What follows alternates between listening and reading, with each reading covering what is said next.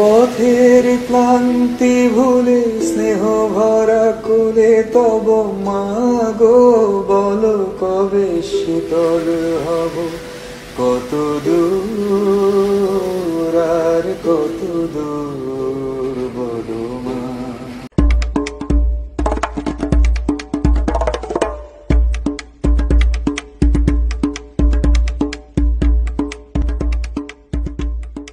Hello, আমি এখন Balkan এলাকার ছোট্ট একটি দেশটির নাম হলো কসোভো। এই কসোভোর রাজধানী প্রিস্টিনা থেকে বলছি।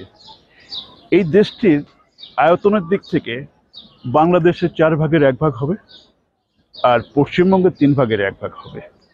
লোক সংখ্যা প্রায় 2 মিলিয়ন, তার মানে 20 লক্ষ লোক এই দেশে বাস করে। আর ইন্টারেস্টিং পার্টটা হলো সেটা হলো যে এই যে 20 লক্ষ লোক বাস করে, এই 20 লক্ষ লোকের মধ্যে 70% লোক হলো, 70% লোক হলো যাদের বয়স 35 বছরের নিচে। কসোভো প্রিডমিনেন্টলি একটা মুসলিম দেশ এবং এরা একটা সময় যুগোস্লোভিয়ার অধীনে একটা অটোনোমাস রাষ্ট্র ছিল। 2006-এর দিকে ওরা রিভল্ট করলো যে ইন্ডিপেন্ডেন্ট রাষ্ট্র হিসাবে, এবং তখন এদের লিবারেশন ওয়ার স্টার্ট হয়ে যায় এবং কসোভো লিবারেশন আর্মি নামে ওরা সংগঠিত হয়ে একটা মিলিটারি ফোর্স গঠন করে এবং যুগোস্লোভিয়ার এগেনস্টে ওরা একটা অসম যুদ্ধে ওরা লিপ্ত হয়।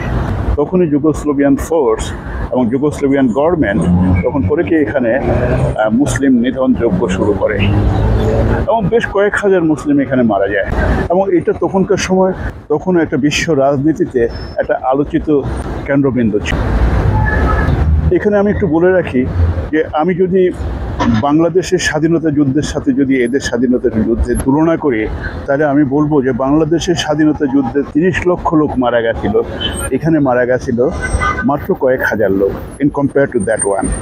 তখন বিশ্বে এমন একটি আলোচিত বিষয়বস্তু ছিল, এই গণহত্যার বিপক্ষে আমেরিকা এগিয়ে এসে বিশ্ব জনমত সৃষ্টি করার পক্ষে যায় এবং এর জন্য আমেরিকার তখনকার প্রেসিডেন্ট বিল ক্লিন্টন ডিপ্লোম্যাটিকলি পৃথিবীর আমেরিকার পক্ষে যেসব শক্তি আছে সবগুলোকে একসাথে নিয়ে যুগোস্লোভিয়ার এগেনস্টে ইউনাইটেড নেশনসে, অবশ্যই এর পেছনে ঠান্ডা যুদ্ধ একটা বড় কারণ হিসাবে কাজ করে। এরপর 2012-এ ইউনাইটেড নেশনসের যে রেজলিউশন নেওয়া হয়, এটার সামনে যে নেতৃত্ব কাজ করেছে সেটা হলো যে বিল ক্লিন্টন। আজকে একদিন বাদেও এই কসোভোর জনগণ বিল ক্লিন্টনকে ভোলেনি, ওকে সম্মান দিয়েছে, ওকে জাতির সম্মান দিয়েছে। যে আমার সামনে যে রোডটা যেটা আছে এখানে খুব প্রেস্টিজিয়াস একটা রোড, এই রোডটার নাম কিন্তু বিল ক্লিন্টনের নামেই কিন্তু দিয়েছে। অবাক হবেন যে আমেরিকার প্রতি শ্রদ্ধা দেখানোর জন্য এখানকার বহু জায়গাতে আপনি এখনও আমেরিকার ফ্ল্যাগ এবং এখানকার ন্যাশনাল ফ্ল্যাগ পাশাপাশি উঠতে দেখবেন।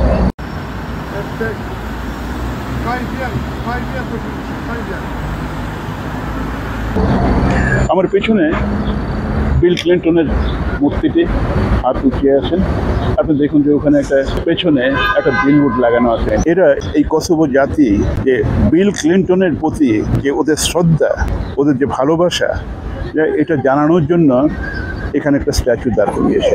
এরা বিল ক্লিন্টনের প্রতিদান ভুলেনি। কৃতজ্ঞতা প্রকাশের এই মহতী আয়োজন দেখে এই কসোভো জাতিকে আমি কুর্নিশ জানাতে চাই।